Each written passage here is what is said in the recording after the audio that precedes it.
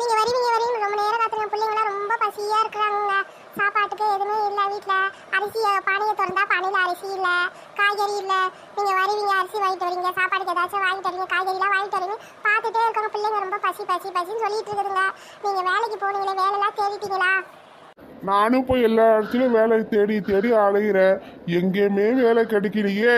நான் எங்கே போனாலும் வேலை தேடி போனாலும் வேலை இல்லை வேலை இல்லைன்னு சொல்கிறாங்க. காசு கடன் கேட்டால் கடன்காரங்க வந்து கடன் கொடுக்க மாட்டுறாங்க.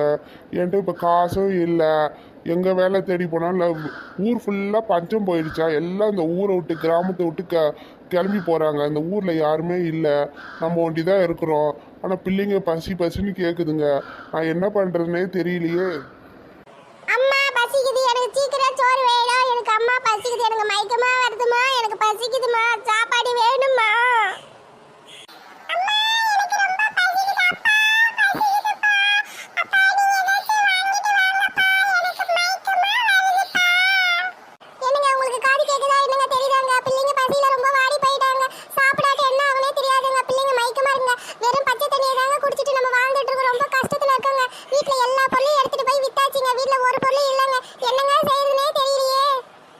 நானும் எல்லாத்தையும் கேட்டு பார்த்தேன்டி. ஊரில் பஞ்சம் போயிடுச்சா, எங்கேயும் வேலையும் இல்லை. எந்த வேலைக்கும் என்னாலையும் போக முடியாது. இப்போ சாப்பாடுக்கு என்ன பண்ணுறது எனக்கே தெரியலடி. இன்னைக்கு பொழுது நம்ம என்ன செய்யலாங்க? இன்னைக்கு பொழுது நம்ம பச்சை தண்ணியை குடிச்சிட்டு தாங்க வாழ முடியும். நாளைக்கு பொழுதாச்சும் பிள்ளைங்களுக்கு ஏதாச்சும் சாப்பாடு செஞ்சு போடணுங்க.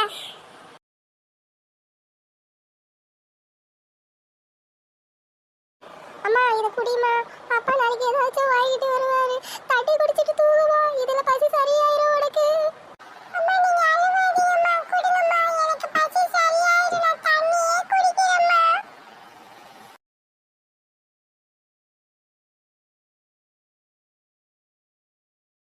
நம்ம அம்மாட்ட பசினே கேட்கக்கூடாது.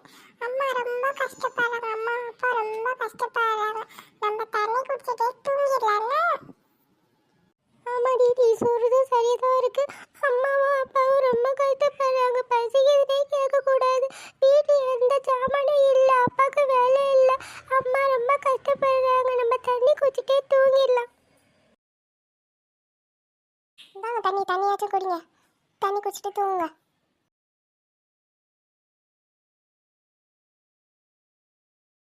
உங்கள் தம்பிலாம் நீங்கள் தானே படிக்க வச்சிங்க. உங்கள் அக்கா தங்கச்சிங்களுக்குலாம் காசு செஞ்சுருப்பீங்களா? நீங்கள் தானே கல்யாணம் பண்ணி வச்சிங்க, எல்லாம் செஞ்சீங்க. நம்மளுக்கு எதுவுமே இப்போ வீட்டில் எதுவுமே இல்லை, சாப்பாடு கூட வழி இல்லைங்க. போய் உங்கள் தம்பிகிட்டையாச்சும் காசு கொஞ்சம் கேட்டுட்டு வாங்க. நானே போய் எப்படி என் தம்பிகிட்ட காசு கொடுன்னு கேட்பேன்? இல்லைங்க, கஷ்டத்துக்கு தானே காசு கேட்குறாங்க. சாப்பாடு பசங்க பசின்னு சொல்லிட்டு இருக்குதுங்க. அதுக்கு தானே காசு கேட்குறாங்க. உங்களுக்கு வேலை இருந்தாலும் பரவாயில்லைங்க, வேலையும் இல்லை. சாப்பாடுக்கு உங்கள் தம்பிகிட்ட ஏதாச்சும் இந்த காசு தான் வாங்கிட்டு வாங்குங்க. நாளைக்கு காலையில் விடிஞ்சா தீபாவளிங்க. சரி, நான் நாளைக்கு என் தம்பிகிட்ட காசு கேட்டு பார்க்குறேன். பசங்க பசியாக இருக்குதுங்க, நான் என்ன பண்ணுறதுனே தெரியல. காசு கேட்டு பார்க்குறேன்.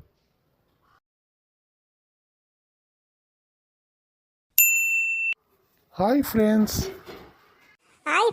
கமெண்ட்ஸ் அனுப்புங்க, சப்ஸ்கிரைப் பண்ணுங்க, பெல் பட்டன் அமுத்துங்க, லைக் போடுங்க. Bye friends.